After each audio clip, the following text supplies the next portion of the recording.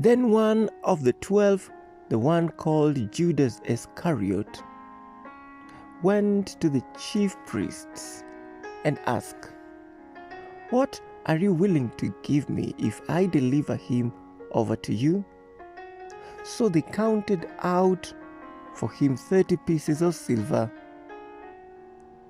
From then on, Judas watched for an opportunity to hand him over. Faces around the cross. Judas Iscariot. Many of us, when we hear the name Judas, we think betrayer. This name is so tainted that no one wants to name their child Judas, which is actually the Greek rendering of the Hebrew name Judah, which means God is thanked. Judas was one of the 12 disciples who Jesus called that they may be with him and then sent out. He heard the teachings of Jesus and he saw the miracles that Jesus did firsthand. Judas saw the many people whose lives had been changed by Jesus. But the sad thing is that though Judas was with Jesus, the word he never allowed the word to penetrate his heart to change him. You can hear the word every week or even every day, but unless you allow it to change you by walking in obedience to it, you will remain the same. You can have the best teacher and be a best, or rather, and be a witness to the greatest signs and wonders, but unless you make that personal decision to allow the word to change you, you will remain the same. Judas was a thief. He loved money more than he loved the Lord.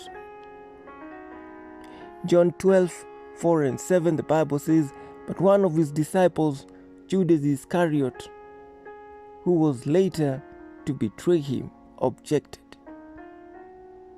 Why wasn't this perfume sold and the money given to the poor? It was worth a year's wages." He did not say this because he cared about the poor, but because he was a thief, as keeper of the money bag.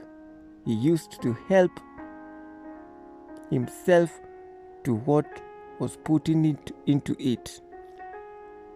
Because of his love of money, Judas betrays Jesus for 30 pieces of silver, money that was not that much in comparison to what he lost. He never even got to do anything with the money, and guilt led him to take his life.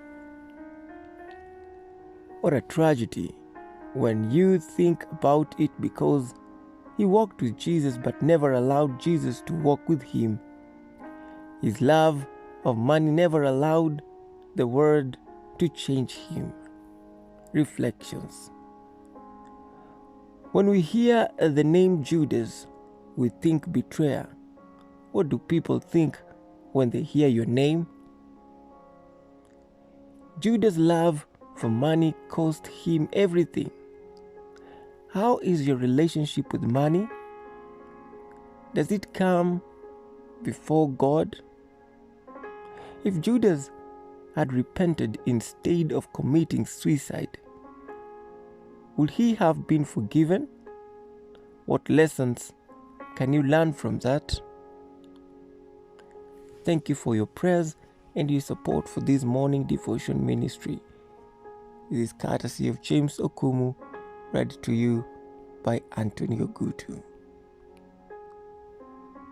Faces around the cross. Judas Iscariot.